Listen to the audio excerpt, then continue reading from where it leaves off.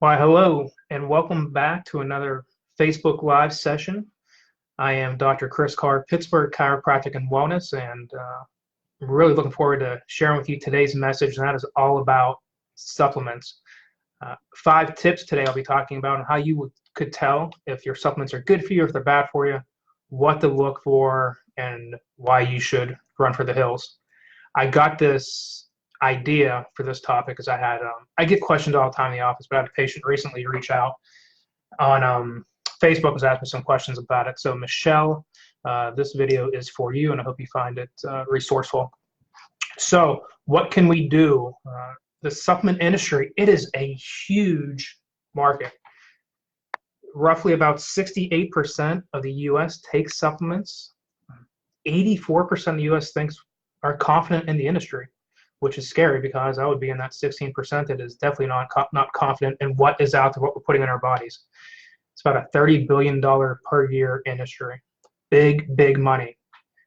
Biggest issue with supplements, you do not know what you're taking most of the time. And I say that because there's no regulation to it. I like to refer to it as the wild west. You can make a ton of false claims. You can say there's things that are in the supplement and it can do X, Y, and Z, and chances are you may not get called out on that. So what I mean by that is that there is no FDA regulation for it. It's not like food, where the FDA regulates food. They do not do it. So the oversight is very poor. So you have to really know what you're taking. Supplements can help you. They can also put you in the hospital. I had a patient last week whose mom got extremely ill. She was taking a high-dose fish oil that she was getting from New Zealand. And long story short, it caused her liver to pretty much fail. Now, she was taking this for a long period of time. She was taking it for, I think, 1 to 2 years. And she's having, she was turning yellow, getting jaundice, and all these other issues. And what was happening was it was a supplement. It was a fish oil. And I don't say that to scare you, but I say that to get your attention that you want to be careful with what you're taking. So I hope these 5 tips that I can share with you can kind of lead you on the path on what you're doing right and what you're doing wrong. So first and foremost, you cannot out-supplement a bad diet. If your diet stinks and you're taking 7 or 8 supplements to counteract that poor diet, you're wasting your money. My office is right outside of Route 19, so I'll tell patients, hey, just roll down your window, crumple your money out there, and throw it out on the street because your body's not going to do much with that. So the first thing to take away is to out-supplement your diet, you've got to change your diet first. You do not need to be on 8, 9, or 10 supplements. You don't. You can get nutrient-dense food. Supplement is not meant to be a replacement for something. It's meant to aid in addition to something. So the supplements that you should be taking are on a person-by-person basis. And I'll go into a couple of the basics here in just a second. So when you change your diet first, that's the first takeaway, is 3 changes I'll give you real quick.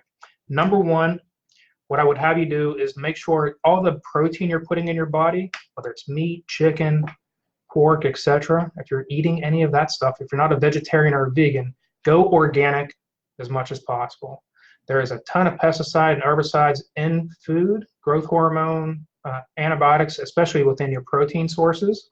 So change your proteins to organic as much as possible. That would be pasture-raised chicken, grass-fed beef, wild fish, to give you some examples. So that's number 1. Number 2 on the nutrition list would be to remove all your refined sugar. So refined sugar is processed foods, canned goods, packaged foods, your breads, your carbohydrates. You want to remove all those types of sugar. Although bread is not a refined sugar, it breaks down to sugar. You want to remove any type of that based sugar that produces inflammation. That is number 2. And then what I would also have you do is changing out your fats. Get rid of all those bad fats, the fats we're taking in from fried foods, cakes, etc. You replace those with good fat, healthy avocado, extra virgin olive oil, avocado oil, healthy nuts. So the 3 tips: change your proteins to organic, remove the refined sugars, get rid of those, replace those. If you do have sugar, make sure it's a healthy form of a natural sugar if you're putting a sweetener in your coffee, for example. And then also change the fats. Remove those bad fats and replace them with good fats. So that's number one. Number two, now we get into the supplements themselves. You have to read your labels. Labels, labels, labels. You have to look what's on there. So it's a couple of things you're looking for, a couple buzzwords. You're looking for something called, or buzz labels, I should say, something called CGMP. That means it's a certification process. Your CGMP is on the back of the bottle. So hopefully you can see this. See that? It says CGMP up there. You're looking for that on the back of a supplement. That means it's gone through third-party testing. So GMP, it can say that. It can also say something like, get it on this guy, certified NF pure. So that is another third-party testing. It's NSF or NF. You're looking for that. You can look for something called USP on the back of your label, or you can say that it's been third-party verified. That means that if I make a supplement and I have Dr. Carr Incorporated supplement industry, that I now invested in a third party to say, hey, my vitamin D that I'm selling, the third party verified that that's what was in it. GNC just got nailed with this a couple of years ago, where I believe it was out of the state of New Jersey, and they had the inspector general came in, took some supplements off the market, they tested them, and what they found out is that what was being tested, or what was tested, the supplement was being sold, was not in there. I believe Target or Walgreens got hit with this as well.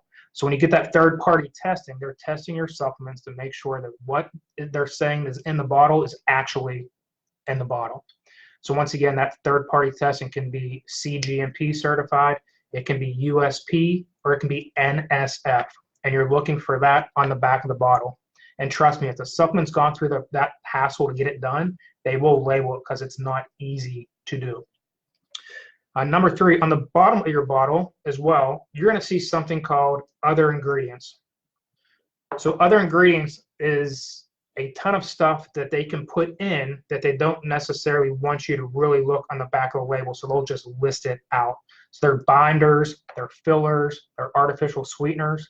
Sometimes they're necessary. Sometimes you need to use a binder to keep the supplement together, and they are necessary. A lot of the times, that's kind of where all the garbage is going.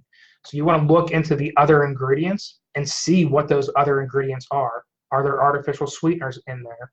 Something called sucrose, for example. You can Google the other ingredients that are in there to see if they're healthy or bad. Sometimes they're needed. A lot of times they're not. So look for the other ingredients. Fourth tip, you have to invest. Just like anything in life, right? You get out what you put into it. When you invest money in supplements, you're taking, not necessarily it's going to be the best thing, but you're going to really decrease the chances of putting some garbage into your body. So if you're going to Sam's Club and you're getting the big gallon jug of fish oil for $19.99, it can last you for 5 years. Yeah, it's garbage. And so you want to be careful where you're buying your supplements from. I'm not a big fan of buying supplements on Amazon, going to the drugstore at Walmart or Target or Walgreens and buying supplements from there. Typically, they're just not going to be the best for your body, and you're going to end up just urinating them all out, and they're going to blow right through you. So you want to invest in supplements, but you want to make sure they meet those criteria that you're taking. So when you're investing in it, so how would you know what you're taking is good? Is you can go back earlier and kind of see if it met those criteria. And then what else you can do is you can ask a professional. You can have them look into it. You can reach out and say, hey, is what I'm taking, is this good or is this bad? And a lot of times we'll be able to know right away if it's good or not. So a way you can test your fish oil, because that's one of the most common ones we take. Multivitamins, the most common one. The second most common one we take is a fish oil. If you have a styrofoam cup, you flip it upside down and you cut the fish oil open, cut the capsule open, and you dump the oil out on top of the styrofoam cup. There's a lot of synthetic oil that is being sold as natural. And what will happen is that oil, as it sits on the styrofoam cup, it will burn through the styrofoam. It will actually put a hole in it. It's scary. So that's how you can test it to see if it's synthetic, if it's going to kind of go right through it. That's a nice little cheap trick you can do for your fish oil. So that's number 4. You want to invest in what you're taking. There's a lot of stuff you can kind of invest wisely, but make sure you're taking good stuff. Lastly is interactions. Hey, Peggy. Hey, Terry. Supplements, although a lot of times your primary care is not overseeing your supplements, your naturopath or your chiro doc may not be overseeing your supplements. And you might just be going because maybe you were at a party and somebody told you to take vitamin C. So you just went to the store and bought a bunch of vitamin C, and that's why you started taking vitamin C. Supplements have interactions. They can interact with various medications. They can affect cumin levels, for example. If you're taking a vitamin K, that can interact big time with your blood thinner, your cumin. Fiber can cause various issues. Iodine can cause issues. So just because it's a supplement and we think it's natural and you can get it over the counter, you don't want to just start taking a bunch of random stuff without looking in to see if it has an interaction if you're on medications. So if you're on meds, you want to either do a cross-reference on your own that you can kind of see, does A interact with B, or reach out to a healthcare professional to see if it does have that interaction, because it can break down your liver, it can cause kidney issues, and it's long-term, it's a chronic use. You're typically not going to get an acute response from this. It would happen over a period of time, and it may be hard for you to really put the pinpoint on why you're getting sick or why you're not functioning before somebody really dives down and say, hey, you know what, let's see what type of supplements you're taking and see what the interactions are coming from. So those are 5 tips that you can go with that can help you in purchasing the right stuff, and hopefully how you can steer clear of really blowing your money and just throwing it out the window. When you do take supplements, there's a time and a place to take them as well. You want to take some supplements in the day, some at night, some you want to take with food, some you do not want to take with food. So the ones you want to take with food are a multivitamin. You want to take this one in the morning. You want to take that with food. You want to take a fish oil as well. You want to take that in the morning with food. Curcumin, which is a really nice anti-inflammatory. It's nice. It's a very strong anti-inflammatory. You would take that in the morning with food, as well as vitamins B, C, D, and K2. So that's kind of the most common ones you would take in the morning with food. In the morning without is calcium. Your protein, if you're doing a whey protein, you would do that without food. That's more, I don't really consider whey protein a supplement. Just like I don't really consider greens a supplement, I really consider those food. So you don't want to take the protein, you take that without food, as well as a probiotic. You can take that on an empty belly as well. You would do that in the morning. And the reasons why you're doing some of these are supplements. Some of them are fat soluble, which means they absorb better with fat. Others supplements are what are called water soluble. So that's why you would not take them with food. At nighttime, the ones you would take with food, the most common ones, your digestive enzymes. I love digestive enzymes, by the way. They are phenomenal. Vitamin E and iodine. The ones without at night would be magnesium, apple cider vinegar, and collagen. And those are the most common ones to do in both morning and night. So hope this helps. Hope this gives you some kind of clarity on what to look for with supplements and the regulation that comes with it. If you have any questions, feel free to throw them my way. You can put a comment section, I'll get back to you. Or if you're a patient in the office, you can reach out and ask me at your next visit. So feel free to share this, pass it on, and hope you found it valuable for today's real quick Facebook Live. So Dr. Chris signing off. Have an awesome week, and I'll catch up with you soon. Bye now.